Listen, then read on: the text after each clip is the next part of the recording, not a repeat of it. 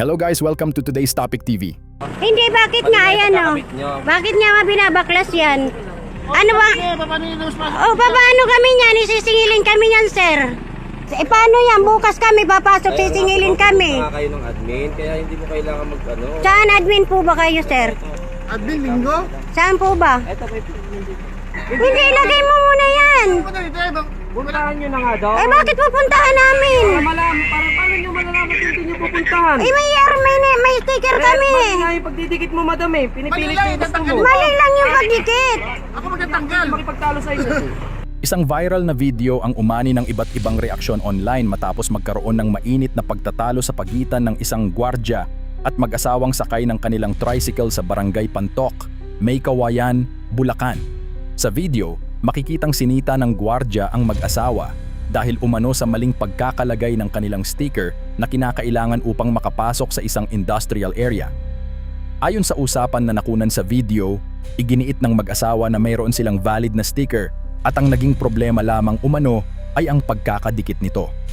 Dahil dito, nagtaka sila kung bakit kinakailangang baklasin o tanggalin pa ang kanilang sticker. Makikita rin sa video na paulit-ulit na nagtatanong ang mag-asawa kung bakit tinatanggal ang sticker at kung paano sila makakapasok kinabukasan kung mawawala ang kanilang permit. Ayon naman sa gwardya, mali umano ang pagkakalagay ng sticker at kailangan itong dalhin sa administrasyon para sa kaukulang proseso. Dito na lalo pang uminit ang tensyon nang mabanggit sa usapan ang umano'y posibilidad na kailangan pa itong tubusin o bayaran muli bago magamit. Hindi bukas. Paano yan? Bukas kami papasok, sisingilin kami. Kayo ng admin, kaya hindi mo kailangan mag-ano. Saan admin po ba kayo, sir? Admin Linggo? Saan po ba? Eto, may O di pumunta na tayo ngayon. yung sabihin mo. Akin na ho yan, sir. Pumunta ka nga kayo dun, madam. Hindi, ilagay mo muna yan. Pupuntahan nyo na nga daw. Bakit pupuntahan namin? Para paano nyo malalaman kung hindi nyo pupuntahan? May sticker kami. Mali nga yung pagdidikit mo, madam eh. Pinipilit ko yung gusto mo. Mali lang yung pagdikit. Ako magtatanggal. Makipagtalo sa inyo. Bakit mo tinanggal? Wala kang karapatan magtanggal. Kami yan ang magtatanggal. May karapatan ako Bakit tinanggal mo nga? Kami nga ang magtatanggal. Hindi tayo makapagpanik kasi galit tayo. Ikabit mo. Hindi nga, paano ko malalaman? Hindi, ikabit mo. Ikabit mo.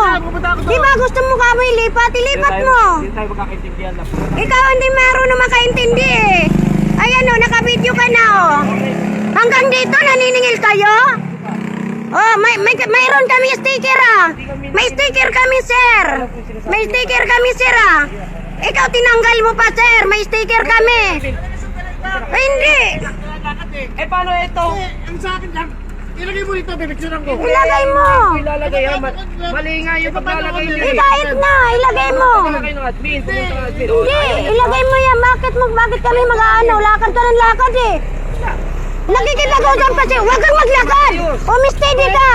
Oh, marami nakakakita oh. Okay lang yan, tama ako. Dito ka. Para walang gulong ah. Sabi ko nga, mali nga yung dikit. Oo nga, idikit mo. Ay, hindi na. Idikit niya, tinanggal niya eh. Hindi, bakit tinanggal niya? Oo, tinanggal niya. May sticker kami, tinanggal niya. Hindi, bakit? Ibalik mo. Bakit? O, bayaran mo yan 500. O, bakit? Bayaran mo yan 500. Mo muna penalty. Hindi, anong karapatan mo dyan? Bakit tanggal mo? Bayad yan ah. Hindi, bakit? Kakatrabaho din kami ah. Ah. Hindi. Trabahador ka lang. Trabahador ka lang, may karapatan ka magtanggal. Dapat hindi mo yan tinatanggal. Hindi mo karapatan tanggalin yan. Niya, pupunta ko. Para naman, sitayin nga naman ako dyan. Para magkaintindihan po kayo sa Hindi maintindihan niya. Hindi, ikabit niya muna. Pupunta kami. Hindi ate, ikabit niya muna. Samantala, nagpahayag ng saloobin sa social media ang anak ng mag-asawa. Ayon sa kanya, nauunawaan nilang sumusunod lamang ang gwardya sa mga utos ng pamunuan. Ngunit para sa kanila ay mas makabubuti sana kung pinayuhan o pinaayos na lamang ang pagkakadikit ng sticker kaysa agad itong tanggalin. Iginiit din niya na kung may pagkakamali man sa paglalagay ng sticker, maaari naman itong i-report o ipakorek nang hindi kinakailangang baklasin agad.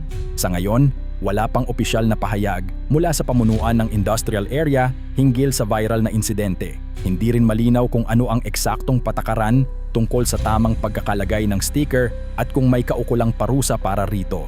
Ang insidenteng ito ay muling nagpapaalala sa kahalagahan ng maayos na komunikasyon at pagrespeto sa isa't isa sa pagpapatupad ng mga alituntunin. Sa ganitong paraan, maiiwasan ang hindi pagkakaunawaan at mga sitwasyong humahantong sa mainit na pagtatalo. Ano ang inyong masasabi sa insidenteng ito? Tama ba ang naging aksyon ng gwardiya? O dapat ba ay pinagsabihan at pinaayos na lamang ang pagkakalagay ng sticker?